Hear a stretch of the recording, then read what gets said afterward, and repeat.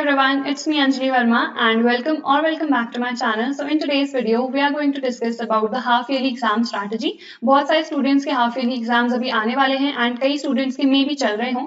सो क्या स्ट्रैटेजी हमारी रहनी चाहिए, क्या हाफ ईयरली एग्जाम्स इंपॉर्टेंट हैं, क्या हमें इसे सीरियसली लेना है या फिर नहीं, वो सारी चीजें आज की इस वीडियो में मैं डिस्कस करने वाली हूँ. तो सबसे पहला क्वेश्चन जो तुम लोग के दिमाग में आ रहा होगा कि हाफ ईयरली एग्जाम्स इंपॉर्टेंट हैं या फिर नहीं है और हम लोग को क्या अच्छे से इसकी प्रिपरेशन करनी है या फिर नहीं है. So the answer is yes, half yearly exams important है. अब तुम लोग पूछोगे कि यार क्यों है इंपॉर्टेंट. तो सबसे पहली चीज, हाफ ईयरली एग्जाम्स इसलिए इंपॉर्टेंट है बिकॉज अगर तुम्हारे हाफ ईयरली एग्जाम्स में अच्छे मार्क्स आते हैं, सो जो 20 मार्क्स होते हैं ना, या 20-30, हर बोर्ड में अलग अलग मार्क्स होते हैं जो टीचर्स के हाथ में होते हैं, तो वो मार्क्स तुम्हें वहां पे फुल मिलेंगे अगर तुम्हारे हाफ ईयरली एग्जाम्स या फिर इवन प्री बोर्ड्स में तुम लोग के अच्छे मार्क्स आते हैं.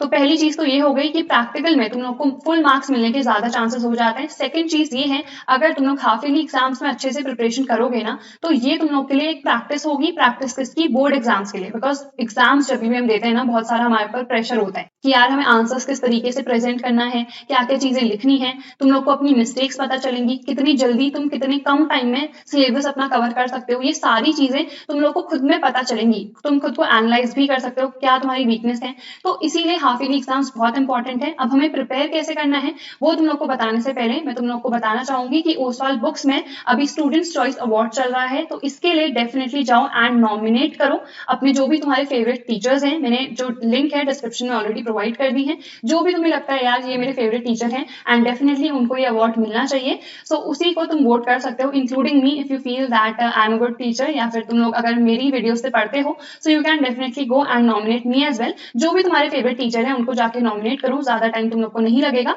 2 मिनट का काम है. डिस्क्रिप्शन में ऑलरेडी मैंने लिंक प्रोवाइड कर दी है, but you have to make sure कि 31st से पहले तुम लोग नॉमिनेट कर दो. बिकॉज ये इन लोग की लास्ट डेट है. 31st के बाद ही कोई भी नॉमिनेशन नहीं लेंगे. सो 31st से पहले जाके अपने फेवरेट टीचर्स को नॉमिनेट करो. जो भी तुम्हारे फेवरेट टीचर्स होंगे उन लोग को बहुत सारे गिफ्ट्स मिलेंगे अगर उन लोग को मैक्सिमम वोट्स मिलते हैं तो.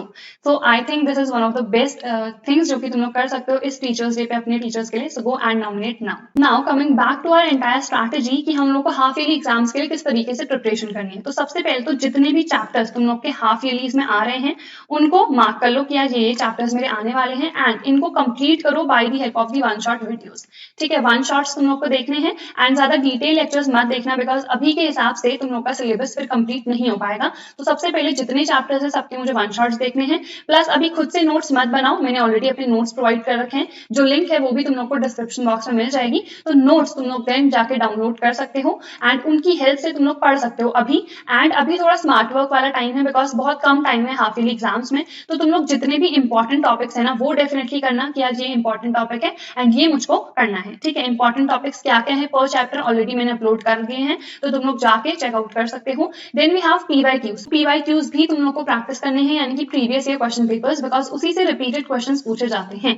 अभी बिकॉज बहुत शॉर्ट टाइम है तुम लोग के पास, तो देखो वन शॉट तुम लोग आराम से 2-3 घंटे में कंप्लीट कर दोगे. कोई 1 घंटे का भी है तो मे भी कुछ इंपॉर्टेंट चीजें तुम लोग नोट डाउन भी करो. तो मान लो कि यार 3 घंटे मुझे लग गए उस वन शॉट को देखने में. ठीक है, उसके बाद नोट से तुम लोग रिवाइज करो तुम लोगों ने क्या क्या चीजें पढ़ी थी. देन सीधे जाके क्वेश्चंस प्रैक्टिस करो. एंड क्वेश्चंस मुझे कहाँ से प्रैक्टिस करने हैं?